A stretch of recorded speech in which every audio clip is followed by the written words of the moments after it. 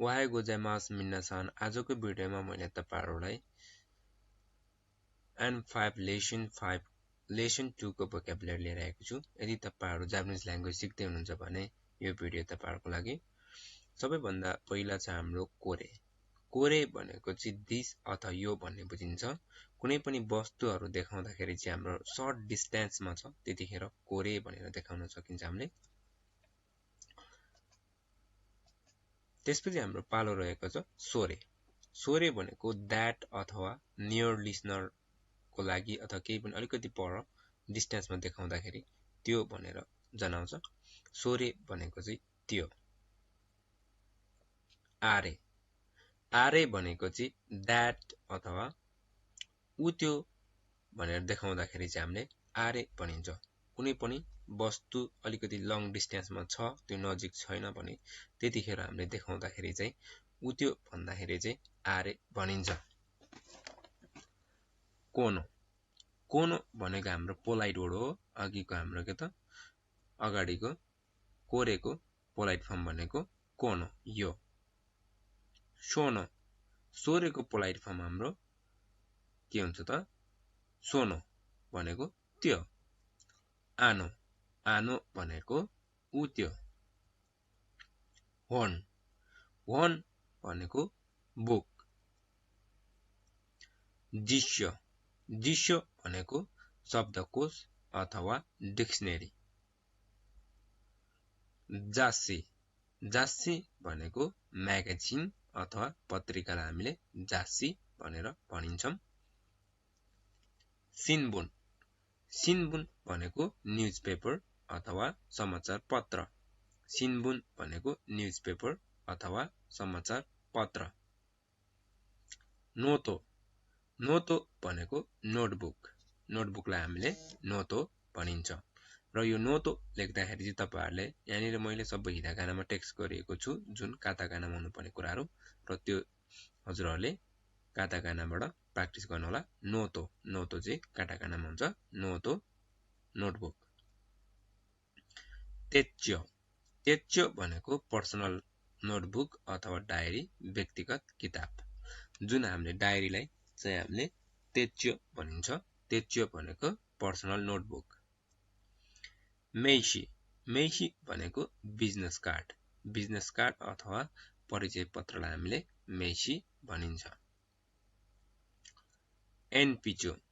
एनपिचो भनेको पेन्सिल अथवा पेन्सिललाई हामीले एनपिचो भनिन्छ। एनपिचो भनेको पेन्सिल। बोरु पेन। बोरु पेन भनेको बल पेन। बल पेनलाई हामीले बोरु पेन भनिन्छ। बोरु पेन भनेको बल पेन। हाम्रो बोरु पेन भनेको बल पेन। स्यापु पेन्सिरु। स्यापु पेन्सिरु भनेको मेकानिकल पेन्सिललाई हामीले स्यापु पेन्सिरु भनिन्छ। स्यापु पेन्सिरु भनेको मेकानिकल पेन्सिल। मेकानिकल पेन्सिललाई हामीले स्यापु पेन्सिरु भनिन्छ। खागी। खागी भनेको चाबी। कीलाई हामीले खागी भनिन्छ। खासा। खासा भनेको अम्ब्रेला अथवा छाता। छाता अथवा अम्ब्रेला हामीले खासा भनिन्छ। तोकेई। तोकेई भनेको घडी वाच अथवा क्लकलाई हामीले तोकेई भनिन्छ। तोकेई भनेको घडी। खाबान। खाबान भनेको झोला। झोलालाई हामीले खाबान भनिन्छ। टेपु। टेपलाई चाहिँ हामीले टेपु भनिन्छ। टेप भनेको टेप। तेरेबी। तेरेबी भनेको टेलिभिजन। टेलिभिजनलाई हामीले तेरेबी भनिन्छ। राजियो। राजियो भनेको रेडियो। रेडियोलाई हामीले राजियो भनिन्छ। राजियो भनेको रेडियो। कामेरा। कामेरा भनेको क्यामेरा। क्यामेरालाई हामीले कामेरा भनिन्छ। त्यसैगरी छ हाम्रो कम्प्युटर। कम्प्युटर भनेको कम्प्युटर। कम्प्युटरलाई हामीले कम्प्युटर भनिन्छ। दिदौस्या। दिदौस्या भनेको कार गाडीहरुलाई हामीले दिदौस्या भनिन्छ। कारलाई चाहिँ हामीले ठ्याक्कै कुरुमा भनिन्छ भने जिदौस्या भनेको चाहिँ सबै कुराहरू ट्रकहरू कारहरू भ्यानहरू जे पर्छ सबै कुरा हाम्रो गाडीहरूलाई चाहिँ जिदौस्या भनिन्छ जिदौस्या भनेको कार अथवा गाडीलाई जिदौस्या भनिन्छ चुकुए चुकुए भनेको डेस्क अथवा मेजलाई हामीले चुकुए भनिन्छ त्यसैगरी छ हाम्रो इस्यु भनेको चेयर कुर्सीलाई हामीले इस्यु भनिन्छ चोकोरेतो भनेको चकोलेटलाई हामीले चोकोरेतो भनिन्छ कोही भनेको कफीलाई हामीले कोही भनिन्छ कोहीलाई भनेको कफी